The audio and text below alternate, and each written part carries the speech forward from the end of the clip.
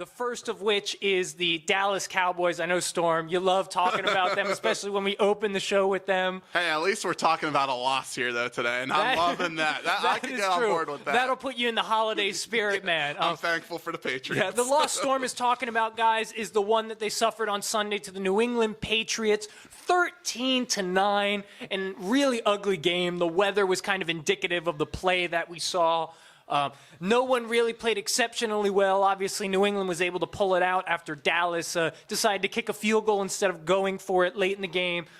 Anyway, Storm, does this close loss to New England give you faith that the Cowboys are still contenders because they were able to keep it tight with who many consider a Super Bowl contender, or does it give you less faith because they lost against another quality team? Yeah, less faith for me. Less faith for me, just because another quality team that they lost to. I mean, the Patriots aren't anything special. Like, I picked the Pats, you picked the Pats, but there was part of me that really thought that Dallas could go in there and win. And they had another slow start. They had another turnover. They had, I think, a missed field goal, right? Mm-hmm. And, yeah, like you said, the weather was crappy. But you know what? New England was playing in that same exact weather, and they had no issue moving the ball with Michelle, who they struggled with, who has struggled all year. He has not looked good Michelle this year. has looked terrible all year. After finishing the year strong last year. Exactly. Yeah. And you would think with Dallas and having Zeke that a crappy weather game like that would play right into their hands. Like, when I saw that, there was bad weather, I'm like, this is perfect for Dallas. This is made. Like, you run Zeke, boom, boom, boom, couple passes here and there, and they're just going to expose that bad New England offense. Because let's face it, that New England offense is going to win games all year, 17-13, 20-13, 20-17. They're not going to be putting up a lot of points. Clearly they're not the same offense that they used to run a couple of years ago, putting up 35 points a game easy. Exactly. Yeah. So, for me, definitely less faith there. Shout out to the Patriots again. Shout out to friggin' Stephon Gilmore, who held Amari Cooper without a catch. That's damn impressive. I don't care if it's snowing, raining, beautiful day. It don't matter. That was impressive. Oh, yeah. Amari Cooper, who I think was ranked by Power Football or PFF, or Pro Football Focus, whatever, as the number one wide receiver in football based on his route running, his catch efficiency, etc. That was the number one offense going into this weekend. Yeah, technically it was. Technically, yeah. No, yeah, just real quick on the Stephon Gilmore part. I said it during our live show that I think he should be defensive MVP. I don't think he will because corners, it's tough to get that award. But he kind of showed you on Sunday night why I believe that. Because to take a guy like Amari out of the game completely like that is really, really impressive. Anyway, though, I agree with you. I have less faith in the Cowboys. You got to look at this. They averaged over 4 yards a carry. They held New England to 13 points. Dak didn't get sacked, and they still lose the game. Like, how the hell does that happen? I understand that the weather was crappy. But like you said, this should have been a game that played into Dallas's strengths.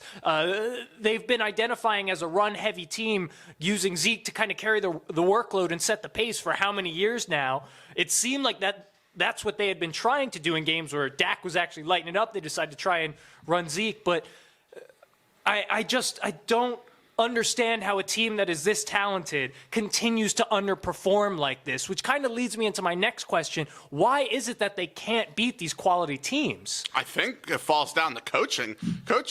I know they've been slow start and poorly executing, but I think that goes down to coaching. Like, get Zeke involved early. I mean, I don't know if I forget how the first interception came about, but run the ball with Zeke right off the bat. I don't know what Kellen Moore's trying to get all fancy for. The weather's crappy. He's your best player on that team. I know Dak's been lighting it up, but you got to go to your best player, and that's who he is. Especially in these conditions. Yeah, exactly. Even the best quarterbacks in the league have difficulty throwing effectively in 30-mile-an-hour winds with a consistent rain coming down. And we all know that's been the weakness to this Patriots defense. You saw Cleveland run on them. You saw Baltimore obviously run on them.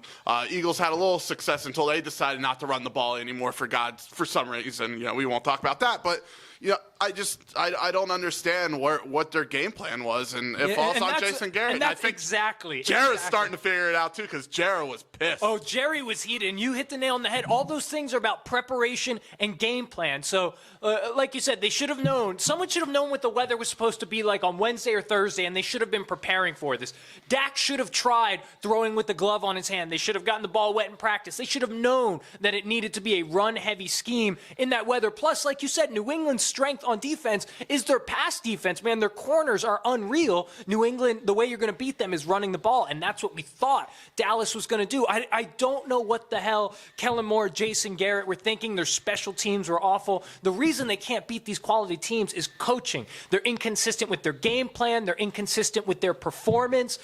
They come out unprepared on a weekly basis. That's been the topic we've been harping on every single week, that the Cowboys come out stale. Came out, they missed a field goal, block punt. You can't let, especially when you're playing a team like New England, you can't let them get up on you like that. Right. They'll capitalize on your turnovers or anything in a heartbeat. And, you know, it doesn't get easier for Dallas on Thanksgiving because they have a tough Buffalo team coming in who it's going to be a real 7-3, test. 6-3, 7-2. I don't know what their record is. I think they're 8-3. But you have another up-and-coming stud quarter in Tre'Davious White. That defense is legit. Josh Allen's doing just enough.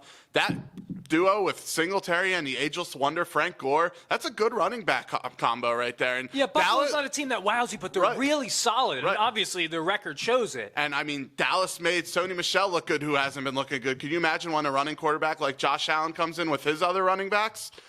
I would be a little scared if I was Dallas. I don't think they'll lose, but I would be a little nervous. Yeah, I don't know. I'm still not confident saying I think Dallas is going to win. Buffalo is a good enough team to beat them, particularly with Dallas playing as it does against, like we said, quality opponents. So Dallas hasn't beat a team over 500 yet this year. They're 0-4. Yeah, it's really, really bad, man. And it doesn't make any sense. They've got the guys. Something's just not coming together. Jerry should be pissed.